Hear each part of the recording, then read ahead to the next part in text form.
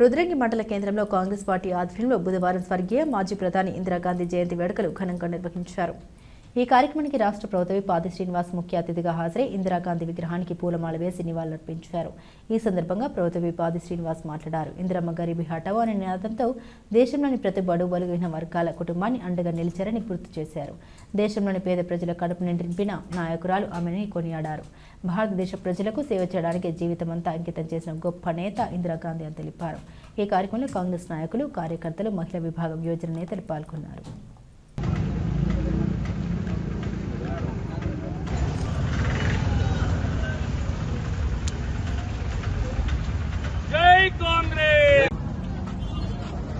మాజీ ప్రధాని శ్రీమతి ఇందిరాగాంధీ గారి జయంతి ఉత్సవాలను రుద్రంగి మండల కేంద్రంలో కాంగ్రెస్ పార్టీ ఆధ్వర్యంలో ఘనంగా నిర్వహించుకోవడం జరుగుతోంది.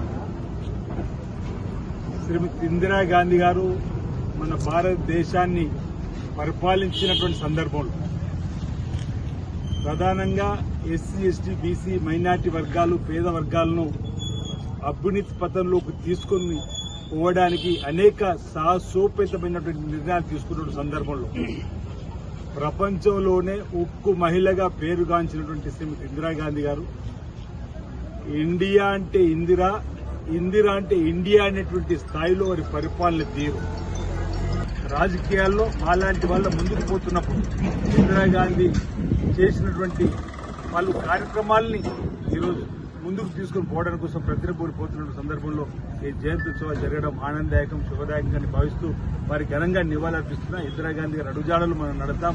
ఇందిరమ్మ పాలనను ప్రజానికానికి అందిద్దాం. ఇందులో అందరూ తోడ్పాటు ఇవ్వాలని చెప్పండి. ఇటీవల జూబ్లీహిల్స్ ఎన్నికలు జరిగిన తీరులో కూడా మీరు చూసిండ్రు. పోలైనటువంటి ఓట్లలో 51% ప్రజలు కాంగ్రెస్ పార్టీ ప్రభుత్వం మద్దతు ఇచ్చినంటే ఇది పేద ప్రభుత్వం చెప్పడానికి నిదర్శనంగా ఈరోజు జూబ్లీహిల్స్ ఎన్నిక కూడా చూశాం. రాబో రోజుల్లో కూడా ప్రజలంతా పేద ప్రజానికం కోసం ఇందిరమ్మ అడుగుజాడలు నడుస్తున్నటువంటి ఈ ప్రభుత్వానికి మీ యొక్క ఆశీస్సులు అందజేయాలని చెప్పి సందర్భం కోరుతూ ఇందిరాగాంధీ జయంతి సందర్భంగా ఘనంగా నివాళులర్పిస్తా ఉన్నాను.